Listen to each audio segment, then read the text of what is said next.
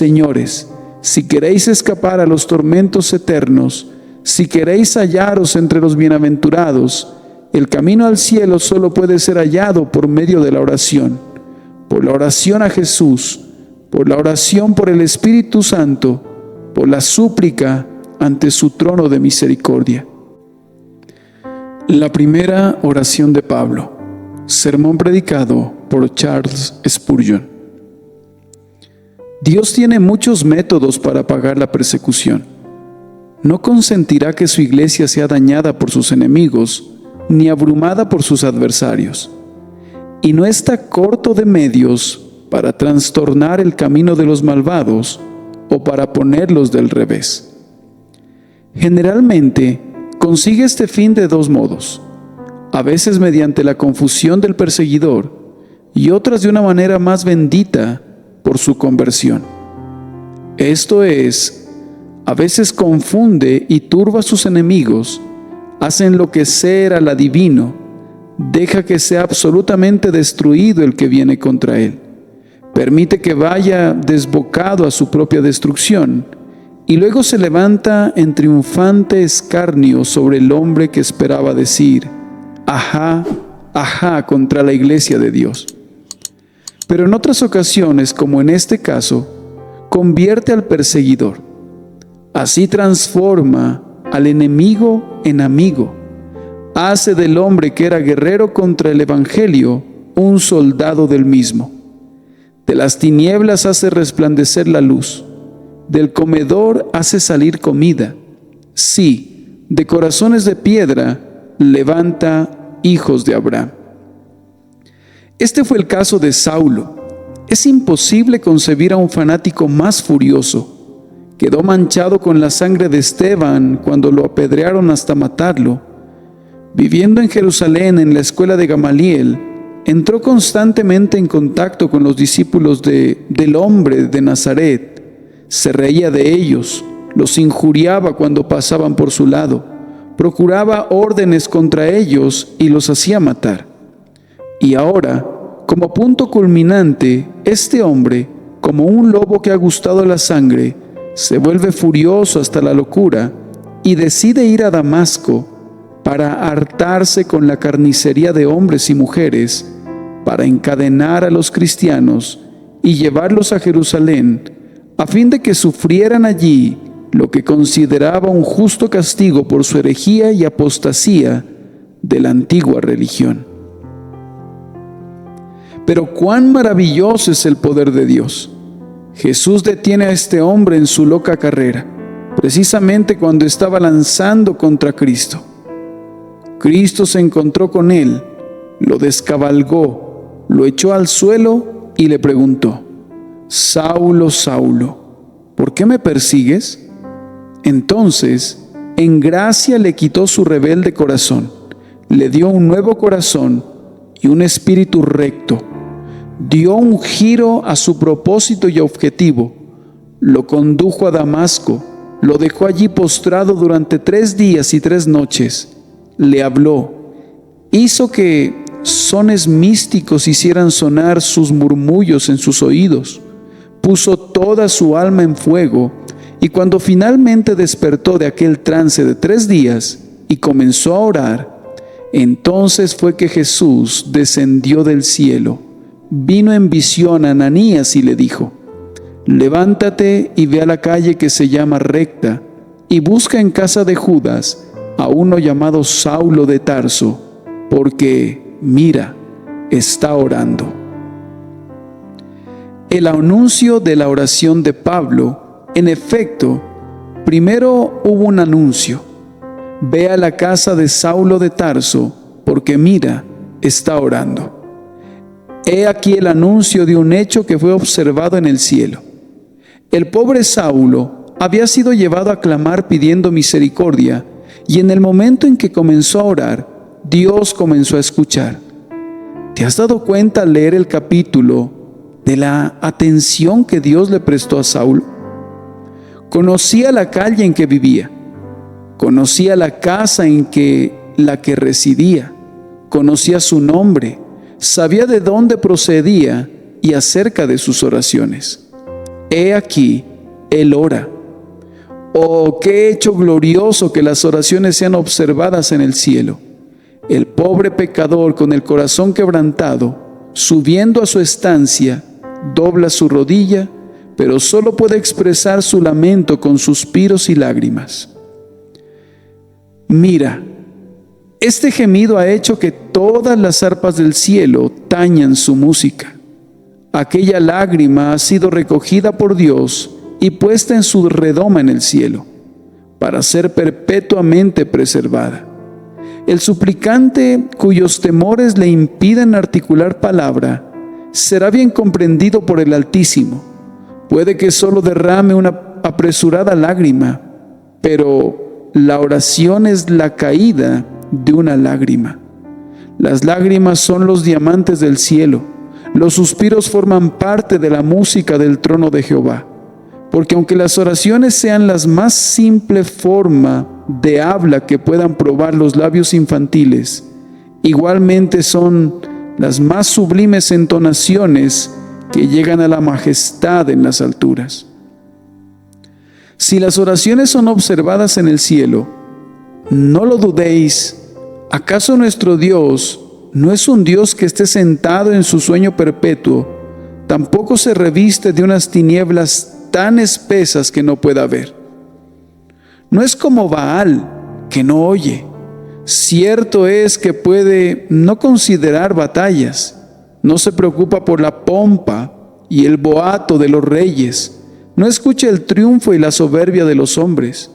Pero allí donde hay un corazón lleno de dolor, allí donde haya un ojo lleno de lágrimas, donde haya un labio tembloroso de angustia, allí donde haya un profundo gemido o un suspiro penitencial, el oído de Jehová está ampliamente abierto. Lo graba en el registro de su memoria, pone nuestras oraciones como pétalos de rosa entre las páginas de su libro de recuerdo, y cuando al final se abra el volumen, emanará de él una preciosa fragancia. Ah, pobre pecador del carácter más negro y vil, tus oraciones son oídas e incluso ahora Dios ha dicho de ti: mira, está orando. ¿Dónde fue? ¿En tu habitación? ¿Junto a tu cama esta mañana? ¿O en esta sala? ¿Estás ahora dirigiendo tu mirada al cielo? Habla, pobre pecador.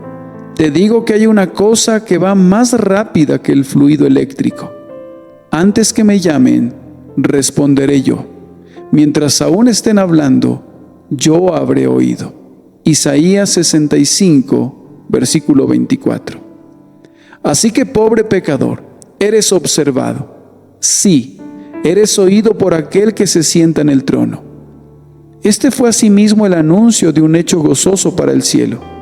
Indudablemente nuestro mismo Salvador lo contempló con gozo. Solo una vez leemos de una sonrisa reflejada en el rostro de Jesús, cuando levantando la mirada al cielo exclamó: Te alabo, Padre, Señor del cielo y de la tierra, porque ocultaste estas cosas a los sabios y a los entendidos, y las revelaste a los niños.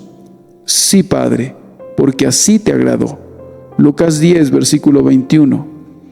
El pastor de nuestras almas se regocija en la visión de sus ovejas a salvo en el redil. Triunfa en espíritu cuando lleva a la errante al hogar. Concibo que cuando le dijo esto a Ananías, debió de haber resplandecido en su rostro una de las sonrisas del paraíso. Jesús mismo dirigía el cántico. Y también se regocijaron los ángeles. Sí, cuando un elegido de Dios nace, los ángeles se reúnen alrededor de su cuna. Crece y se sumerge en pecado. Los ángeles le siguen en pos de sus huellas a lo largo de todo su camino. Miran doloridos sus muchos yerros. Los bellos ángeles derraman una lágrima cada vez que el amado peca.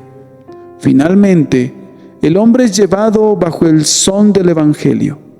El ángel dice: mira, comienza a oír. Espera un poco más y la palabra se hunde en su corazón. Una lágrima corre por su mejilla y al final clama desde lo más hondo de su alma: Dios, sé propicio a mi pecador.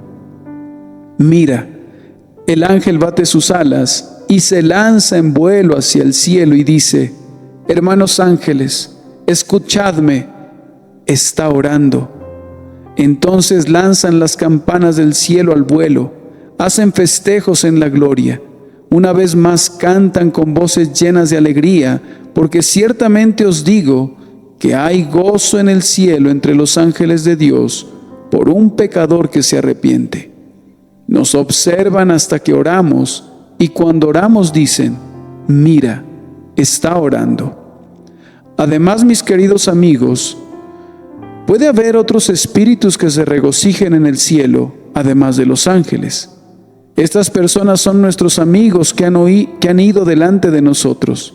No tengo muchos parientes en el cielo, pero sí a una a quien amo mucho, y que no dudo que oró mucho por mí, porque me crió cuando era pequeño y durante una parte de mi infancia, y ahora está en el trono de la gloria, arrebatada de repente.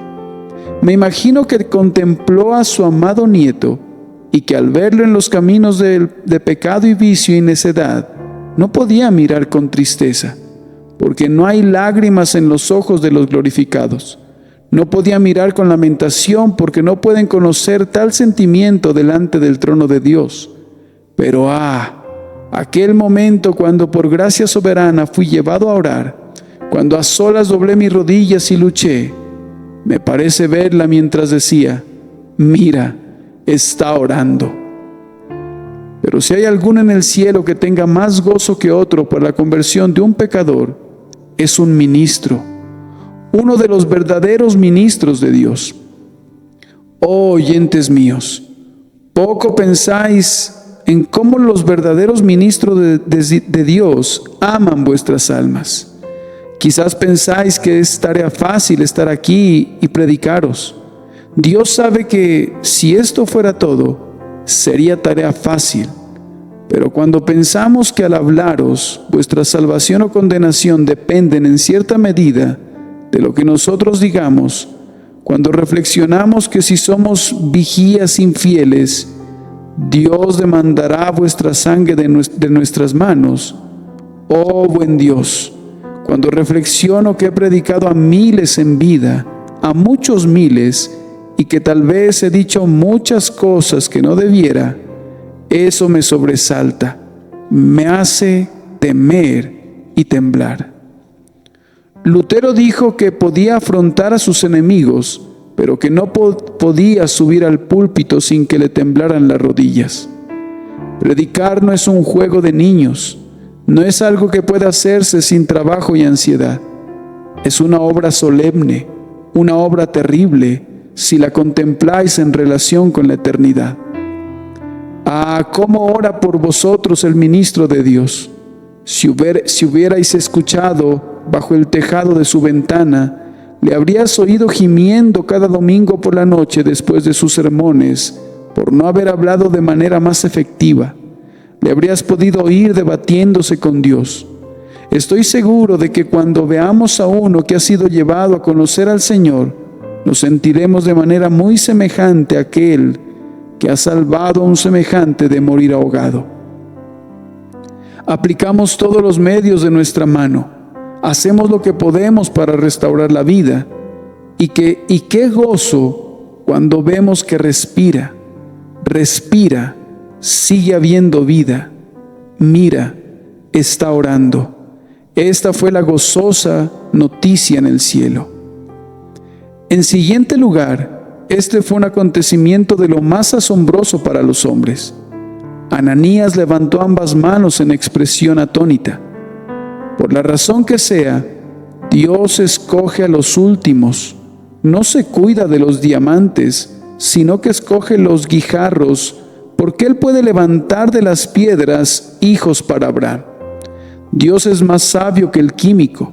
No solo afina el oro, sino que transmuta un metal vil en joyas preciosas. Toma los más sucios y viles y los transforma en seres gloriosos. Los hace santos en tanto que eran pecadores, y los santifica en tanto que eran impíos. La conversión de Saulo fue algo extraño, pero amado, ¿era acaso más extraño que tu conversión y la mía? Preguntémonos si alguien te hubiera dicho a ti hace algunos años que ibas a pertenecer a una iglesia y a ser contado entre los hijos de Dios. ¿Qué habrías contestado? Lo último que tengo que decir en cuanto a esto es que esto fue una novedad para el mismo Saulo. Pero, ¿qué mayor novedad era esta? Saulo solía subir al templo 2 veces al día, a la hora de la oración.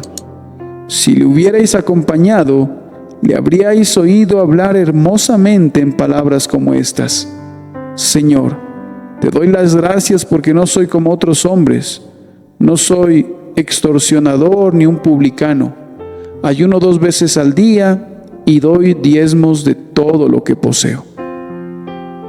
Podrías haberlo encontrado derramando una hermosa oración delante del trono de Dios, y sin embargo se dice: mira, está orando.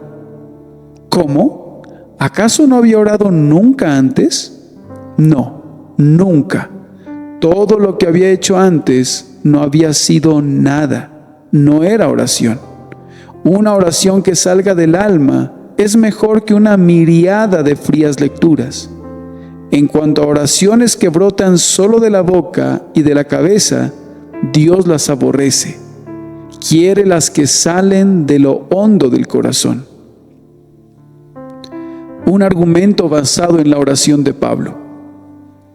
Porque mira, está orando. Este es un argumento ante todo para la seguridad de Ananías. El pobre Ananías tenía miedo de visitar a Saulo. Cerciórate de confiar siempre en un hombre de oración. No sé por qué es, pero incluso los impíos respetan a un cristiano sincero. A un amo le gusta después de todo tener un siervo que ora. Si no respeta la religión por sí misma, le gusta tener un siervo piadoso y antes confiará en él que en ningún otro.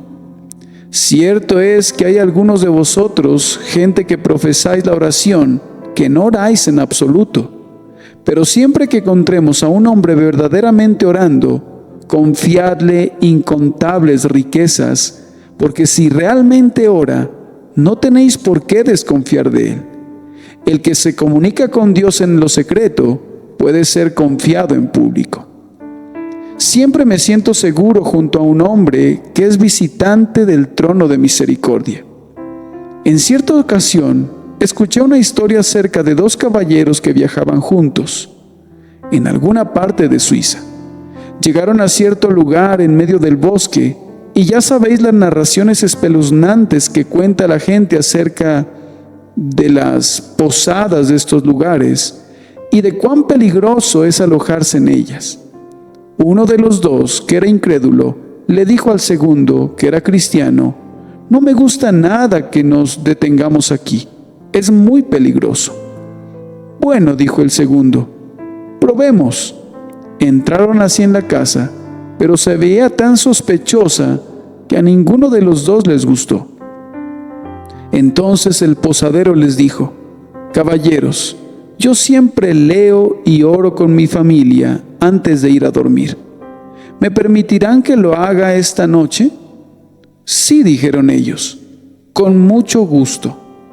Subiendo escaleras arriba, el incrédulo dijo: bueno, ya no tengo miedo. ¿Por qué no?, preguntó el cristiano. Porque nuestro posadero ha orado. Vaya, dijo el segundo, parece entonces que tienes un cierto aprecio por la religión.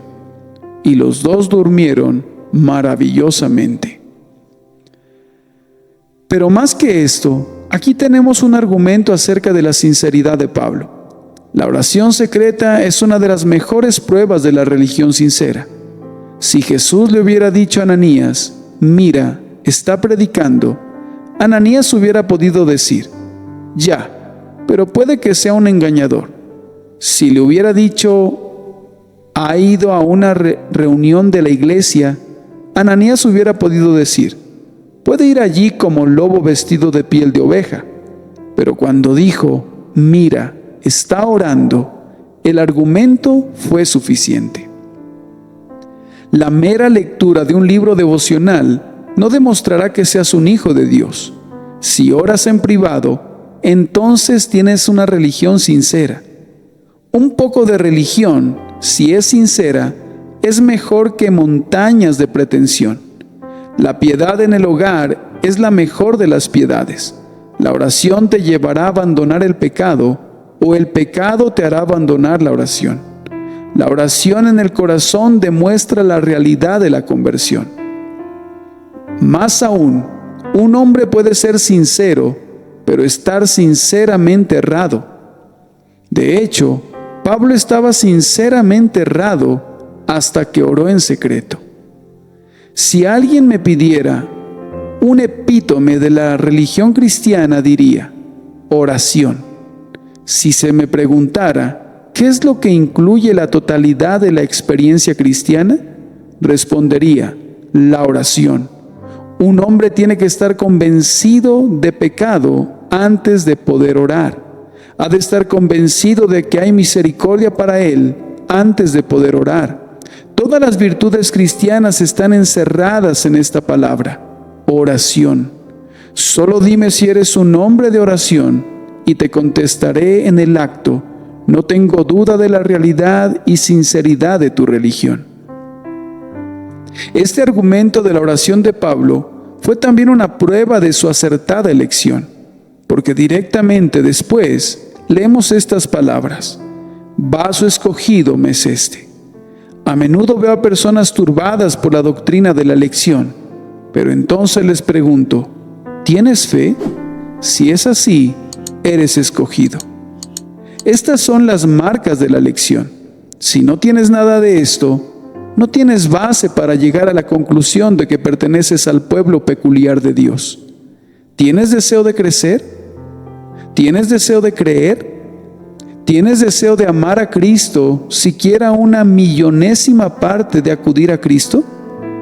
¿Y es un deseo práctico?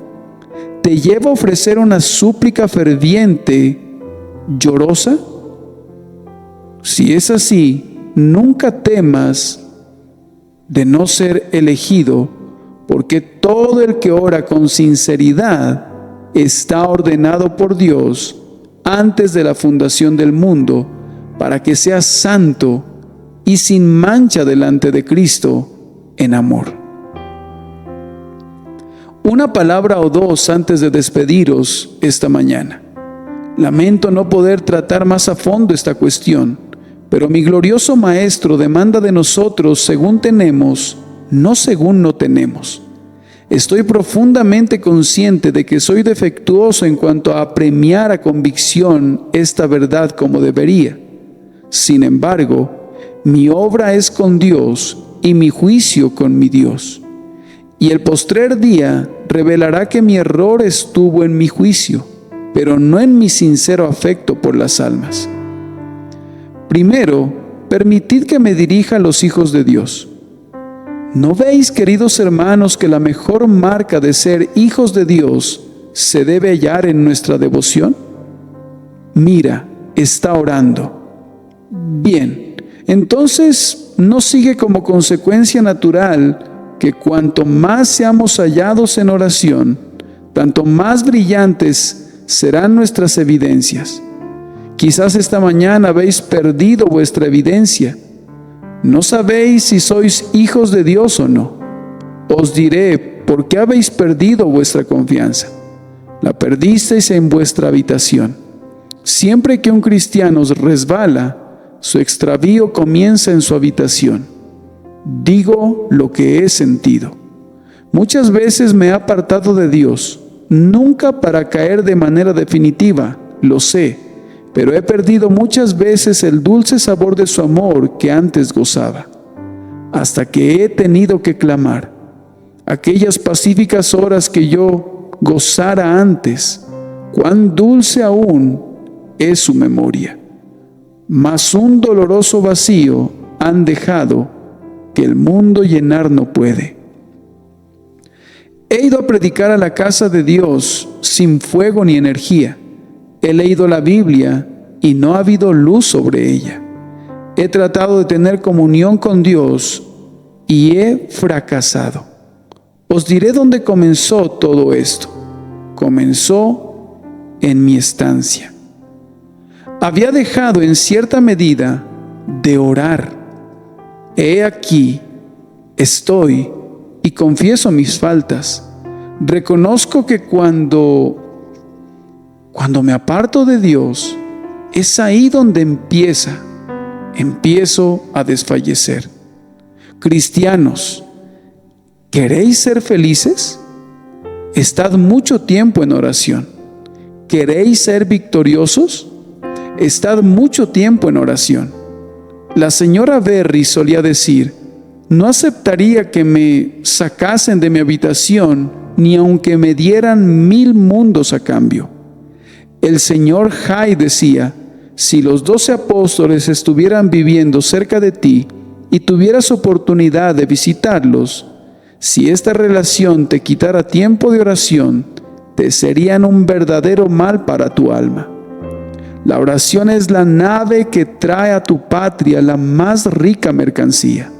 Es el suelo que rinde la más abundante cosecha. Hermano, cuando te levantes por la mañana, tu actividad te apremia de tal manera que con 1 o 2 palabras apresuradas te lanzas a la vorágine del mundo, y por la noche, cansado y fatigado, le das a Dios el exiguo final del día. La consecuencia es que no tienes comunión con Él. La razón por la que no tenemos más verdadera religión hoy día es porque no tenemos más oración. Si oráis, tenéis una prueba de que sois cristianos. Cuanto menos oráis, tanta menos razón tenéis para creer en vuestro cristianismo. Y si habéis descuidado completamente la oración, entonces habéis dejado de respirar y podéis abrigar temores de que nunca respirasteis en absoluto. Y ahora, mi última palabra es para los impíos, los que nunca habéis sabido lo que es un gemido, ni el rodar de una lágrima por vuestras mejillas. Estáis destituidos de piedad vital. Dejad que os pregunte, caballeros, si jamás habéis pensado en el terrible estado en que os encontráis. Estáis lejos de Dios, y por ello Dios está irado con vosotros, porque el Señor está irado con el impío todos los días. Oh pecador, levanta tus ojos y contempla la mirada irada de Dios, porque está irado contigo. Y os ruego por este amor que tenéis por vosotros mismos, que contempléis por un momento lo que será de vosotros si, viviendo como sois, morís al final sin oración. No penséis que una oración en vuestro lecho de muerte os salvará. Por lo general, la oración en el lecho de muerte es una farsa del lecho de muerte y de nada sirve. Es una moneda que no tiene tintinerada en el cielo, sino que está acuñada de hipocresía y hecha de metal vil. Cuidado, señores, dejad que os pregunte, si nunca habéis orado, ¿qué haréis? Que Dios os conceda no sentir jamás los tormentos de los perdidos. Señores, si queréis escapar a los tormentos eternos, si queréis hallaros entre los bienaventurados, el camino al cielo solo puede ser hallado por medio de la oración. Por la oración a Jesús, por la oración por el Espíritu Santo, por la súplica ante su trono de misericordia. Convertíos y volveos. ¿Por qué habéis de querer morir, casa de Israel? Pues yo no me complazco en la muerte del que muere, dice Jehová el Señor. Convertíos pues y vivid. Ezequiel 18, del 30 al 32.